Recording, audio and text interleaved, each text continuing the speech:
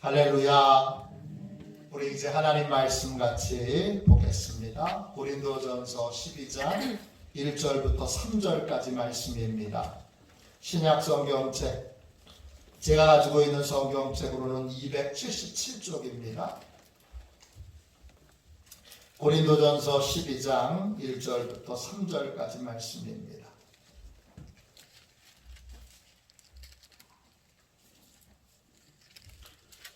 고린도전서 12장 1절부터 3절까지 말씀입니다. 우리 같은 목소리로 함께 1절부터 3절 말씀을 읽도록 하겠습니다. 같이 읽겠습니다. 함께 우리 귀한 주님의 말씀을 읽겠습니다. 형제들아, 신령한 것에 대하여 나는 너희에게 알지 못하기를 원하지 아니하노니 너희도 알거니와 너희가 이방인으로 있을 때에 말 못하는 우상에게로 끄는 그대로 끌려갔느니라. 그러므로 내가 너희에게 알리노니 하나님의 영으로 말하는 자는 누구든지 예수를 저주할 자라 하지 아니하고 또 성령으로 아니하고는 누구든지 예수를 주시라 할 수 없느니라. 아멘. 할렐루야. 예수님을 주님으로 믿게 하는 성령님, 예수님을 주님으로 믿게 하는 성령님, 이런 제목으로 같이 은혜를 나누겠습니다. 우리 2층에서 예배 드리시는 분들, 또 3층에서 예배 드리시는 분들, 한 주간 동안 잘 지내셨죠? 주의 늘 은혜와 평강 가운데 사시기를 축원합니다. 오늘은 성령 강림 주일입니다. 또 웨슬리 비심 283주년 기념주일이기도 합니다. 존 웨슬리 목사님하고 성령님은 깊은 관련이 있습니다. 먼저 존 웨슬리 목사님이 누구이신지 잘 모르시는 분들을 위해서 간단하게 웨슬리 목사님을 소개하겠습니다. 존 웨슬리 목사님은 1703년 6월 17일 목회자 가문에서 태어났습니다. 증조 할아버지도 목사님이고 할아버지도 목사님이시고 아버지도 목사님입니다. 그리고 여러 형제가 있는데 그 형제 중에 웨슬리 목사님 외에도 두 분이나 목회자가 계십니다. 아버지는 사무엘 목사님이시고 어머니는 수잔나 사모님이십니다. 19명의 형제가 있었는데 15번째 아들로 태어났습니다. 17살 때 영국 옥스퍼드 대학교에 입학했고 22살 때 영국 성공회에 목사 안수를 받았습니다. 그리고 다시 옥스퍼드 대학교에 가서 석사학위를 받고 옥스퍼드 교수로 생활을 하게 됩니다. 그때 동생 찰스와 함께 옥스퍼드 학생들의 경건 훈련을 위해 홀리클럽 신성회라고 하는 모임을 만들게 됩니다. 신성회 회원들은 정기적으로 모여서 성경을 읽고 경건 서적을 읽고 토론을 했습니다. 정기적으로 금식했고 정기적으로 기도회 모임을 가졌습니다. 정기적으로 감옥을 방문해서 죄수들에게 필요한 음식과 의복을 제공했습니다. 또 죄수들의 빚을 대신 갚아주기도 했고 죄수들의 자녀들에게 공부를 가르쳐 주기도 했습니다. 그 공부방은 점점 커져서 나중에는 도시 빈민들의 자녀들을 위한 그러한 공부방으로 확대됐습니다. 자연스럽게 도시 빈민들을 위한 일도 하게 됐습니다.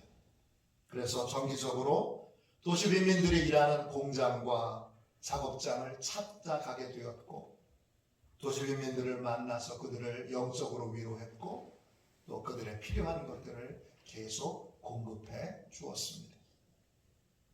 그 후 존 웨슬리와 찰스 웨슬리는 미국 조지아로 선교를 떠납니다. 선교사가 됩니다. 그러나 2년 2개월 동안 선교 사역이 진행됐는데 그 선교 사역은 실패로 끝납니다. 영국으로 돌아온 존 웨슬리는 자신의 삶과 자신의 믿음을 돌아봅니다. 그리고 그때 하나님의 은총을 입기 위하여 다음과 같은 것을 결심합니다. 1738년 2월 28일 그의 일기에 적어놓은 결심입니다. 나는 모든 대화에서 완전히 마음을 열고 정직할 것이다. 나는 항상 진실할 것이고 한순간도 경거망동한 행동을 하지 않을 것이다. 나는 하나님의 영광만을 위해서 말할 것이고 세속적인 말은 하지 않을 것이다. 나는 하나님의 영광만을 위해 활동할 것이고 단순한 재미를 위한 활동에는 참여하지 않을 것이다. 존 웨슬리 목사님은 1735년부터 1790년까지 하루도 빼놓지 않고 일기를 씁니다. 그가 결심한 것들을 비춰보면 그의 일기는 모두 정직한 기록이고 진실한 고백입니다. 그의 일기에 따르면 그는 1738년 5월 24일 저녁 8시 45분 올더스게이트에서 열린 작은 속회 모임에서 성령으로 거듭나는 체험을 하게 됩니다. 이 체험이 있고 난 후에 존 웨슬리의 사역에는 수많은 성령의 역사들이 나타납니다. 그 수많은 성령의 역사들이 그의 일기에 자세하게 기록되어 있습니다. 그는 귀신 들렸던 사람을 귀신을 쫓아냈던 그러한 경험을 합니다. 수많은 병자들을 고칩니다. 웨슬리 목사님이 설교할 때 많은 사람들이 쓰러지는 입신을 경험합니다. 또 웨슬리 목사님이 설교할 때 성령이 주시는 기쁨 때문에 웃고 기뻐하고 찬양하고 환호성을 짓는 사람들이 생겨납니다. 웨슬리의 설교를 듣다가 죄책감에 심한 통곡으로 죄를 회개하며 자리에서 일어날 수 없는 사람들이 생겨납니다. 어떤 사람은 설교 말씀을 듣다가 심한 경련을 일으키거나 발작 같은 증세를 일으키는 사람들도 생겨났습니다. 당시에 웨슬리가 살던 시대에도 가짜 예언자들이 많았습니다. 거짓말로 사람들을 미혹하고 자기의 권위를 내세우기 위해 새빨간 거짓말로 사람들을 미혹하는 사람들이 있었습니다. 존 웨슬리는 그 거짓된 예언자들의 그 거짓을 정확하게 드러냈고 성령께서 자신에게도 예언하게 하셨던 여러 일들이 있었는데 그 중에서 가장 확실했던 두 가지만을 그의 일기에 기록합니다. 웨슬리가 살았던 그 시대는 초대교회 이후에 오랫동안 사라졌던 성령의 역사가 다시 불같이 일어났던 때였습니다.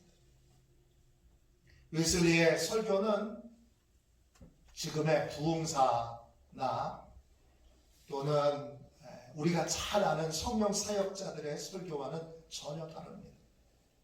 매우 딱딱하고 매우 어렵습니다.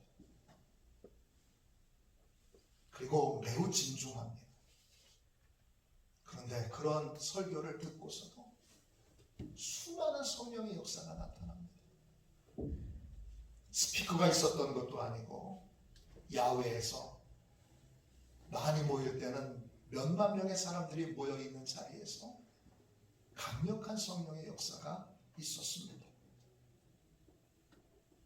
하나님은 웨슬리를 통하여 이 땅에 오랫동안 잊혀졌던 성령의 권능을 회복시키셨습니다. 웨슬리는 경건의 능력을 잃어버리고 경건의 모양만 있던 그러한 교회에 성령의 새바람을 불러일으키도록 하나님께 쓰임받은 분입니다. 감사하게도 그 자료들이 전에는 아주 일부의 약간만 그렇게 저희가 구할 수 있었는데 이제는 존 웨슬리의 일기 전체가 이렇게 두꺼운 책 5권으로 완전히 번역이 되어서 그 내용들을 자세히 살펴볼 수 있게 되었습니다. 존 웨슬리를 통해서 시작된 교단은 감리교만 있는 것이 아닙니다. 클레어 위클리라고 하는 목사님께서 웨슬리 목사님의 책을 편집하셨는데 그 책의 제목이 존 웨슬리의 파워풀 성령입니다. 이 책에 보면 존 웨슬리 목사님을 통해 세워진 교단이 최소한 35개 이상이 됩니다. 우리가 잘 아는 교단으로는 감리교만 있는 것이 아니라 순복음, 펜타코스탈 계열에 있는 모든 순복음 계열에 있는 모든 교회의 출발은 웨슬리입니다. 나사렛 교단, 성결교, 그리고 구세군도 있습니다. 그 외에 우리가 알지 못하는 여러 교단들이 웨슬리를 통하여 시작되었습니다. 웨슬리의 성령의 능력을, 웨슬리를 통해서 성령의 능력을 체험한 사람들이 이런 교단들을 세우고 이런 교단들을 시작했던 것입니다. 그러나 정작 웨슬리는 교단을 세우려고 하지 않았습니다. 그는 끝까지 영국 성공회에 남아 있으려고 했습니다. 그러나 성공회 안에 그를 시기하고 모함하는 사람들로 인해 계속되는 비난과 공격이 있었습니다. 그는 1743년 감리교회를 위한 회칙을 만들게 됩니다. 그 회칙을 만들었지만 여전히 그는 영국 성공회를 개혁하는 단체로, 개혁하는 세력으로 영국 성공회에 남아 있으려고 했습니다. 그러나 1784년 영국 성공회가 미국 감리교 사역자들에게 안수 주는 것을 계속 거부하게 되자 웨슬리가 직접 그들에게 목사 안수를 주면서 어쩔 수 없이 감리교가 시작되게 되었습니다.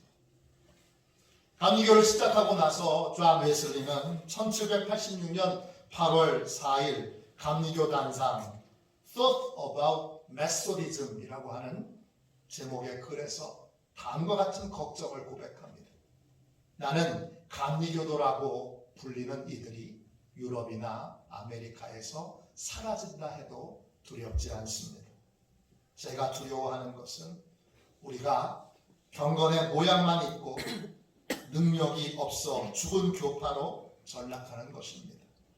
우리가 처음 시작할 때 가졌던 교리, 정신, 기강을 온전히 붙들지 않으면 반드시 우리는 그렇게 될 것입니다.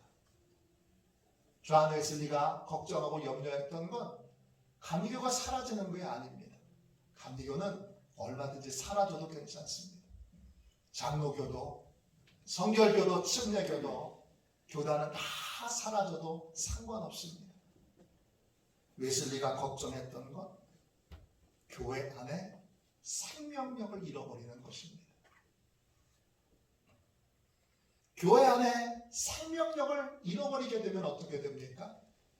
디모데후서 3장 5절입니다. 스크린을 보십시오. 경건의 모양은 있으나 경건의 능력은 부인하니 이 같은 자들에게서 내가 돌아서라. 디모데후서 3장은 말세에 있을 일들을 소개하고 있습니다. 그 중에 하나는 뭐예요? 경건의 모양은 있지만 경건의 능력은 잃어버린 그러한 모습의 성도, 그러한 모습의 교회가 있습니다.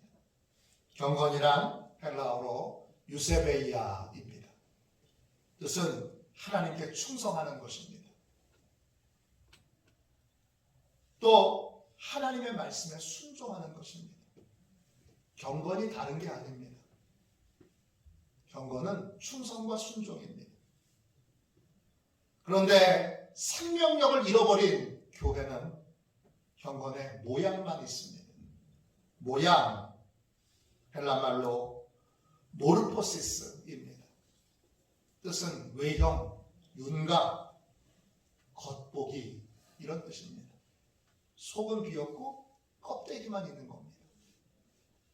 생명력을 잃어버린 교회, 경건의 모양만 있는데 경건의 모양이 뭡니까? 순종을 흉내만 내는 겁니다. 순종하는 척 하는 겁니다. 또요, 충성하는 척 하는 겁니다. 온전히 하나님을 믿고 하나님께 순종하고 하나님께 충성하는 삶을 사는 것이 아니라 끊임없이 자기 계산으로 충성하는 척, 순종하는 척, 흉내만 내는 겁니다. 이게 경건의 모양입니다. 경건의 모양만 있는 생명력을 잃어버린 교회에 필요한 것은 경건의 능력입니다. 경건의 능력이 뭐지요? 하나님께 순종할 수 있는 힘을 공급받는 겁니다. 하나님께 충성할 수 있는 힘을, 능력을 공급받는 것입니다. 이 힘을, 이 능력을 누가 줍니까? 성령님이 주시는 것입니다. 성령님께서 교회에 성도들에게 이런 능력을 주십니다. 그러므로 교회와 성도들은 성령의 권능을 진심으로 소망하고 성령의 능력을 간절히 하나님께 구해야 합니다. 경건의 모양만 있는 것, 이걸 웨슬리가 조지아주 선교에 실패하고 왔을 때 자신의 모습에서 이 경건의 모양만 남아있는 그 모습을 자기 자신에게서 체험하게 됩니다. 그는 외형적으로는 믿음이 없을 수 없는 사람입니다. 그는 목사 가문에서 태어났지요. 어려서부터 어머니와 아버지에게 철저한 신앙 훈련, 경건 훈련을 받았습니다. 또 옥스퍼드 대학교에서 만든 신성의 활동을 통해서 누구보다 경건한 삶에 앞장섰던 사람입니다. 그러나 선교에 실패하고 영국으로 돌아왔을 때 그는 자기 자신 안에 성령께서 주신 확신, 성령께서 주신 믿음, 성령의 생명력이 없다는 것을 깨닫게 됩니다. 그는 선교에 실패하고 돌아오는 그 배에서, 영국으로 돌아오는 배에서 다음과 같은 일기를 씁니다. 1738년 2월 29일의 일기입니다. 나는 이방인들에게 기독교를 가르치기 위해 내 조국을 떠난 지 2년 4개월이 되었다. 그러나 그동안 나는 무엇을 배웠단 말인가? 나는 전혀 기대하지 않았던 것을 배웠다. 나는 다른 이들을 회심시키기 위해 선교지로 나갔지만 정작 내 자신이 진정한 회심을 하지 않은 상태였다. 나는 하나님의 영광에 이르지 못했다. 내 마음은 완전히 타락했고 혐오스럽다. 나는 나쁜 나무이기 때문에 내 삶을 통해 선한 열매를 맺을 수 없다. 마음으로 나는 내 안에 하나님의 자비를 얻을 만한 것이 없다는 것을 안다. 존 웨슬리는 그 당시 성공의 목사들을 끊임없이 비판해 왔습니다. 그런데 자신이 비판해 왔던 그 성공의 목사들과 자신이 다르지 않다는 걸 깨닫고 깊은 절망에 빠집니다. 그는 선교 실패를 통해 자기 안에 뭐가 있는지 알게 됐습니다. 자기 안에는 성령님이 주시는 참 믿음이 없었습니다. 1738년 5월 24일 성령으로 거듭난 직후에 존 웨슬리는 옥스퍼드 대학교 성 마리아 교회에서 설교를 합니다. 1738년 6월 18일입니다. 그날 존 웨슬리는 믿음으로 얻는 구원이라는 제목의 설교를 합니다. 이 설교에서 이제 성령으로 거듭나고 성령으로 회심한 다음에야 비로소 구원을 받는 믿음과 구원을 받지 못하는 믿음이 어떻게 다른지를 명확하게 구분해서 설명합니다. 이것이 그날 설교의 내용이었습니다. 구원받을 수 없는 믿음에는 어떤 것이 있습니까? 이교도들의 믿음, 마귀의 믿음, 제자들의 믿음이 있습니다. 이교도들의 믿음은 구원자 예수 그리스도 없이 착하게 살면 하나님께 복을 받고 천국에 갈 수 있다고 믿는 것입니다. 마귀의 믿음은 예수님이 구원자이신 걸 알지만 예수님을 믿지도 않고 예수님께 복종하지도 않는 믿음입니다. 제자들의 믿음은 예수님을 믿고 예수님을 따르기 위해 포기하고 희생했지만 핍박과 환난이 왔을 때 핍박과 환난을 이기지 못하고 도망치는 믿음입니다. 예수를 믿고 예수님의 사랑을 받고 많은 훈련을 받았고 전도도 했고 많은 기적과 이적을 행했지만 예수님이 십자가를 지실 때 제자들은 모두 도망치고 말았습니다. 제자들의 믿음은 핍박을 이기지 못하는 믿음, 세상을 이기지 못하는 믿음입니다. 웨슬리는 이런 믿음으로는 구원을 받을 수 없다고 단언합니다. 그럼 어떤 믿음이 구원을 얻게 하는 믿음입니까? 성령께서 말씀을 통해서 우리의 심령을 변화시키는 믿음. 성령께서 말씀으로 우리의 심령을 변화시키는 믿음. 그 믿음이 바로 구원받게 하는 믿음입니다. 구체적으로 어떤 것입니까? 오늘 짧은 시간에 다 말씀드릴 수 없기에 오늘은 한 가지만 나누고 내일 새벽 예배 때부터 계속 이어서 같이 나눌 수 있도록 하겠습니다. 성령께서 주시는 믿음, 그 믿음은 어떤 것입니까? 첫 번째, 오직 예수님만 믿고 예수님만 의지하게 하는 믿음입니다. 고린도전서 12장 1절 말씀 다시 읽겠습니다. 고린도전서 12장 1절입니다. 형제들아, 신령한 것에 대하여 나는 너희에게 알지 못하기를 원하지 아니하노니.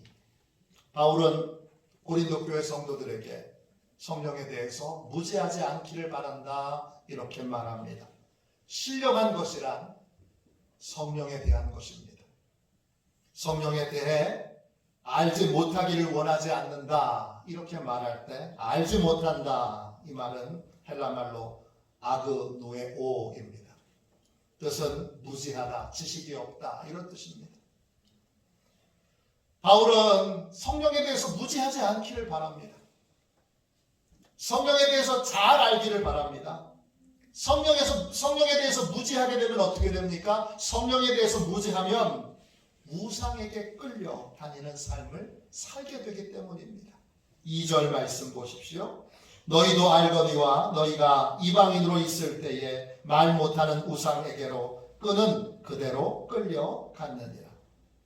이때 우상이란 무엇입니까? 예수 그리스도 외에 우리가 믿고 의지하는 모든 것이 우상입니다. 예수님의 방법이 아니라 다른 방법으로 문제를 해결하려고 드는 모든 것들이 다시 다 우상에게 끌려다니는 것입니다. 성령에 대해서 모르면 우리는 결국 예수님의 방법이 아닌 다른 방법을 따르게 됩니다. 성령을 알고 성령의 은혜를 입게 되면 어떻게 됩니까? 그러면 언제 어디서든지 예수님을 의지하게 되고 예수님의 방법을 따르게 됩니다. 3절 말씀 보세요. 3절 말씀 같이 함께 읽어봅시다. 함께 읽겠습니다. 같이 읽습니다. 그러므로 내가 너희에게 알리노니 하나님의 영으로 말하는 자는 누구든지 예수를 저주할 자라 하지 아니하고 또 성령으로 아니하고는 누구든지 예수를 주시라 할 수 없느니라. 사도 바울은 말합니다. 성령으로 말하는 자는 예수님을 저주할 자라고 하지 않는다. 여러분, 이 말씀은 해석이 좀 필요합니다. 저주할 자, 할 때 그 저주할 자는 헬라말로 아나테마입니다. 이 말은 두 개의 단어로 이루어져 있습니다. 아나와 키테미입니다. 아나는 위로 넘어가는 것입니다. 키테미는 자리 잡는 것이고 위치하는 것입니다. 아나, 키테미 이 두 개의 단어가 합쳐진 게 아나테마인데 뜻은 넘어가는 것입니다. 건너뛰는 것입니다. 예수님을 저주할 자라고 하는데 그 저주할 자라고 하는데 그 저주하는 건 예수님을 직접 저주하는 것이 아니라 예수님을 생각하는 것입니다. 예수님의 도움을 안 받고 예수님을 기억하지 않는 것입니다. 예수님을 건너뛰는 겁니다. 그게 여러분 저주하는 것입니다. 하나님의 영으로 말하는 사람은 그렇게 할 수 없습니다. 하나님의 영으로 말한다 할 때 그 하나님의 영으로 할 때 그 의로는 헬라어로 엔입니다. 뜻은 안에, 위에, 가운데 이런 뜻입니다. 성령님이 우리 안에 거하실 때 우리는 예수님을 생략하고 말하거나 행동할 수 없습니다. 늘 예수님을 기억하게 됩니다. 늘 예수님을 주목하게 됩니다. 늘 예수님을 기억하며 살게 됩니다. 성령님이 우리 위에 임하실 때 우리는 예수님 없이 말하고 행동할 수 없습니다. 성령님이 우리 가운데 임재해 계실 때 우리는 오직 예수님께만 집중하게 됩니다. 성령님께서 우리 안에 오시고 성령님이 우리 안에서 회심이라고 하는 것을 일으키실 때 나타나는 첫 번째 마음의 변화는 우리의 모든 관심과 초점을 예수님께 두게 만듭니다. 1738년 5월 24일 저녁 8시 45분 올더스게일에서 열린 작은 속회 모임에서 속회를 인도하시는 분이 마틴 루터가 쓴 로마서 주석의 서문을 읽는 순간 웨슬리 목사님은 회심합니다. 그때 그 로마서 서문을 듣던 웨슬리의 마음 안에 하나님께서 로마서를 통해 루터 안에서 어떤 일을 행하셨는지를 깨닫게 됩니다. 그리고 마음이 따뜻해지고 구원에 있어서 중요한 것은 내가 아니라 구원자이신 예수님이라는 사실을 명백하게 알게 됩니다. 구원에서 필요한 건 내가 어떤 믿음을 갖고 있느냐가 아니라 예수님을 그냥 단순하게 믿고 단순하게 신뢰하는 것입니다. 그때 예수님께서 내 모든 죄를 가져가신다는 것을 깨닫게 됩니다. 이것을 깨닫고 그날 성령께서 그 일을 자신 안에 행하시도록 맡겨드렸을 때 웨슬리 안에 회심이라고 하는 것이 일어나게 됩니다. 그럼 이렇게 고백합니다. 나는 내가 그리스도를 신뢰하고 있으며 구원을 위해 그리스도만을 믿고 있음과 내 죄를 다 가져가시고 나를 죄와 죽음의 법에서 구원하셨다는 확신을 얻었다. 성령께서 주시는 믿음은 내가 아닌 구원자 예수 그리스도에게 모든 초점을 맞추게 합니다. 선교에서 돌아왔을 때 실패한 웨슬리는 피터 웰러라고 하는 신실한 그리스도인에게 신앙을 다시 배우게 됩니다. 웨슬리는 자기에게 믿음이 없다는 걸 알고 이제 예수님을 믿도록 사람들에게 설교하는 것이 옳지 않다 생각하고 내가 믿음 없는데 누구에게 믿으라고 설교할 수 있겠는가 하고 설교를 멈추게 됩니다. 그때 웰러가 이런 권면을 해줍니다. 믿음을 가질 때까지 믿음에 대해 설교하십시오. 설교를 멈추지 마세요. 믿음이 생겼다면 믿음을 가졌기에 믿음에 대해서 설교하십시오. 이 벨러의 말에 용기를 얻고 존 웨슬리는 사람들에게 계속 믿음에 관한 설교를 하게 됩니다.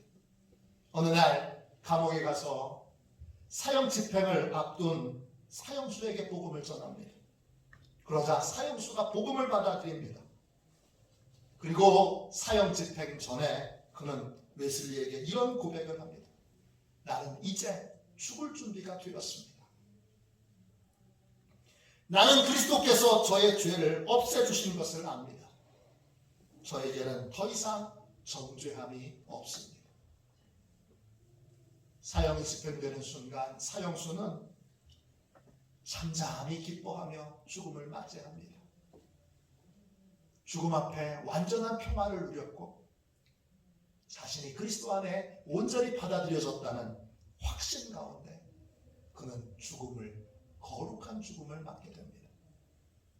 이걸 보고 믿음을 전한 웨슬리는 충격을 받으면서 동시에 이해가 되지 않았습니다. 어떻게 죄의 비참한 상태에 있던 사람이 즉각적으로 성령 안에 있는 의와 희락을 누리는 상태로 바뀔 수 있는가? 어떻게 영적 회심이 즉각적으로 일어날 수 있지?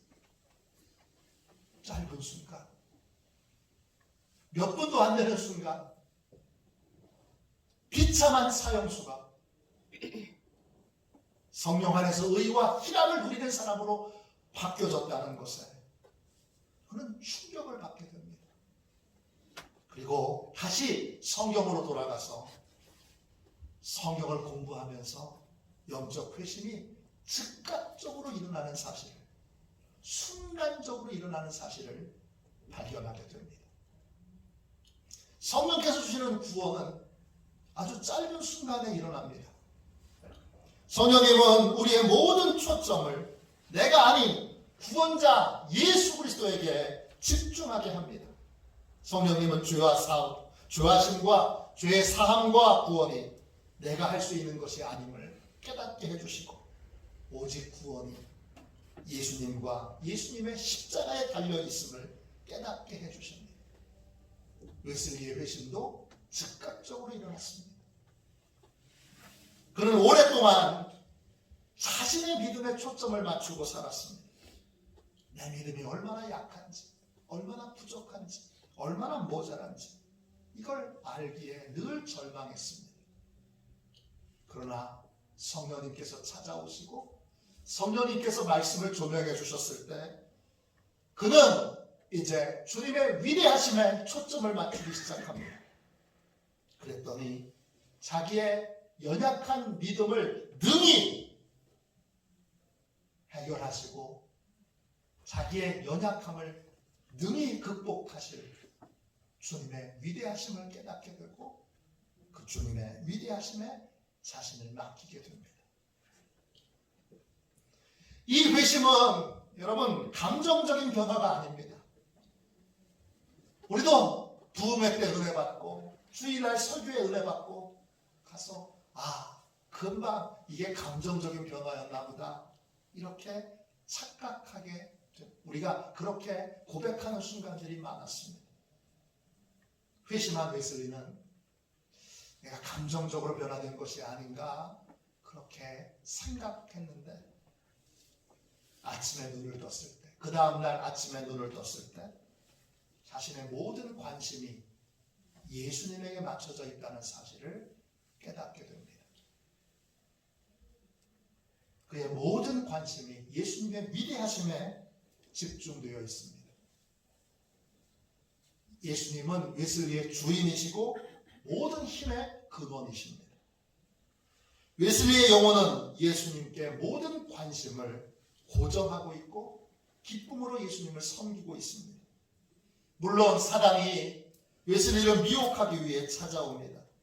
사단은 웨슬리에게 두려움과 의심을 넣어주려고 이렇게 말합니다. 내가 진짜 믿는다면 왜 너는 더 큰 변화를 느끼지 못했느냐? 이 질문 앞에 웨슬리는 당황하지 않습니다.